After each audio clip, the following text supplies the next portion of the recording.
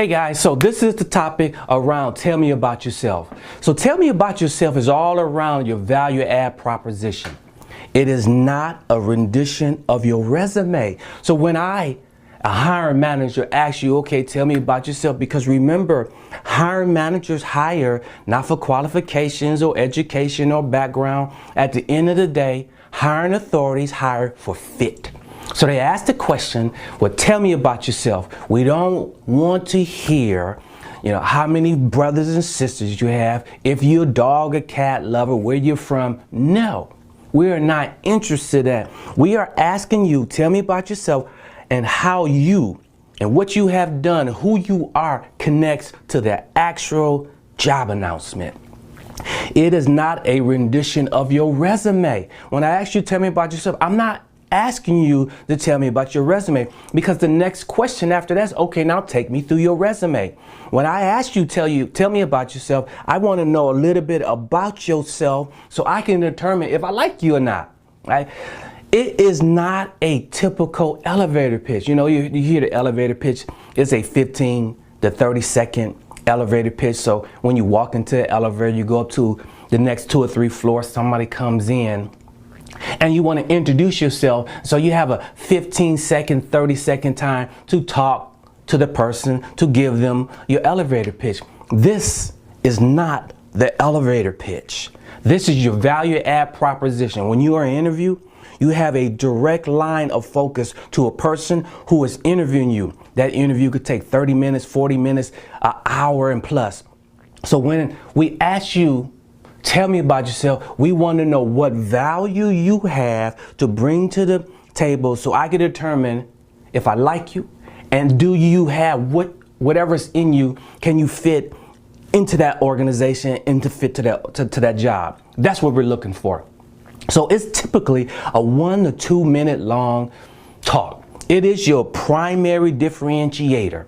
It is what separates you from all others. I call it your VAP statement, your value add proposition. So, what is the process to create your value add proposition? Since it's a little different than your elevator pitch. So what defines the benefit to your organization? I crafted what defines your benefit. Right? You gotta define your benefit to an organization. So I created a concept called what defines your benefit. The what is what can you do for me? That's your value statement, right? The define, you have to define the need and the opportunity. That is, what strengths do you bring to the organization? Hey, don't ask yourself what do you do right. Ask yourself what do you do well. Make it your mission to find out your strengths. You cannot be great at anything unless it connects to your natural inclinations, your natural strengths. You got to tell the person when you're interviewing, tell me about yourself, what strengths you bring to the organization. What defines it is your primary differentiator.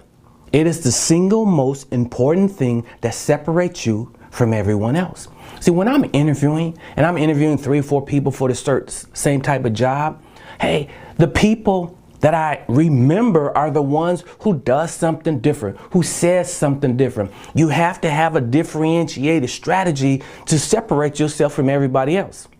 And then the last one is the benefit. What lists the benefits you bring to the organization? So, just to give you an example, what my value add proposition, what defines my benefit that I bring to an organization? The what is, I bring to the organization accountability. I am accountable for results. I really don't care about activity. When I work for organizations like IBM and Ernst & Young and GE and all these companies, when I first come and introduce to a team, I tell them, hey, we are a team, all for one, one for all. When one hurt, we all hurt. When one succeed, we all succeed. When one fail, we all fail. But I do not care about activity. That means I don't care what time you come in. I don't care what time you go home. I don't care what time you go to lunch or even take a lunch or how long you take lunch. I don't care if you take vacations. I don't care if you have doctor's appointments, dentist appointments, child care. I don't care about any of that. All I care is about the results. If you say you're going to do something, I'm going to hold you to it. So I'm all about results. So I have the accountability for results. I define what strengths I bring to the organization. I bring leadership and the ability to get things done. See, when I first got hired with IBM, and I worked for IBM 3 separate times, when the second time I worked for IBM, they promoted me to leadership. And for the first time at 32 years old, I didn't know what the heck leadership was. So I read all the books and I came across John Maxwell in his servant leadership. He told me what a true leader is, right? A leader is the ability to inspire people to a worthy, worthwhile achievement. Leadership is taking an organization or a person from where they are to where they are to be. Leadership at its core essence, it has the ability to influence people to follow.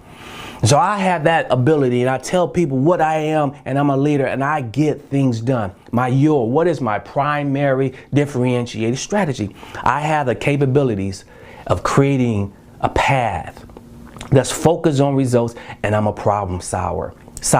Now, if you don't know me, my first life, I call it, I was I was a professional baseball player. I went to the University of Nebraska on a baseball scholarship. And then I went and got drafted by the Philadelphia Philly Major League Baseball organization. And before my career ever got started, I blew my knee out. I had to go back to school, get my computer science degree and an MBA and all these IT certifications. And I went on to the marketplace. And so I understood what this thing about taking projects, because I'm a project manager at the core, and crafting and understanding projects and the problem and breaking those problems out to make sure we get things done on time and on budget. That's what I do. That's what I bring to the table. And the benefit is that I'm a high say doer. I say what I do and I do what I say always. You know, that might not seem very interesting to say you a high say doer, but check this out. What if you had a friend and they wanted you to go to lunch and dinner and they was always late, and sometimes they would never show and they would stand you up? Or sometimes you working with a coworker and you guys working on the same project. You had to go do something. You ask the coworker to get your back, to have your back, and they say they would. You come back and they don't do it, and now you look bad. And if you're a manager and you got a staff, and the staff is always late, he never produces or she never produces on time or anything, and everything she produces shoddy. If that was the case, if it was a friend, they wouldn't be your friend very long. If it was a co-worker, you never want to work with them again. And if you were a boss and you had a staff like that, you wouldn't have that person work with you very long. It is important to be a high say doer. That's part of your integrity. I say what I do, and I do what I say always. So now, if you put it all together, when somebody asks me, all right, Darnell, tell me about yourself, it is not an elevator pitch. It is your value add proposition. So here's mine. All right, Darnell, tell me about yourself, who you are. I say, I've been an asset to every employer I ever had because I have been accountable for results. I say what I do, and I do what I say always. And that will make me a great asset to you and your organization. My competitive advantage, my value add proposition, my differentiator, what separates me from all else, I am a person of execution. I get things done faster than most. There's no substitute for speed. My mantra is speed to business results. Now, while my resume doesn't tell the whole story, mine does demonstrate I'm good at what I do. I get results. I'm dependable, reliable, and accountable for getting things done, because I have the capability of creating a path and direction that's focused on results, and I am a problem solver. And I'm truly excited about this opportunity to work with you and your organization. Do you recognize? Did you hear how many times I said results? I said results 4 times. That is my primary differentiator. That is the only thing I'm really concerned with is results. So if you need something to get done on time and on budget and quickly, you hire Darnell, because he has the focus on results. That's right. So now you know, if you are in a situation and in an interview and they ask you about yourself, you don't give them an elevator pitch. You give them what defines your benefit, your value add proposition. So that's how you do it, my friend. You take care.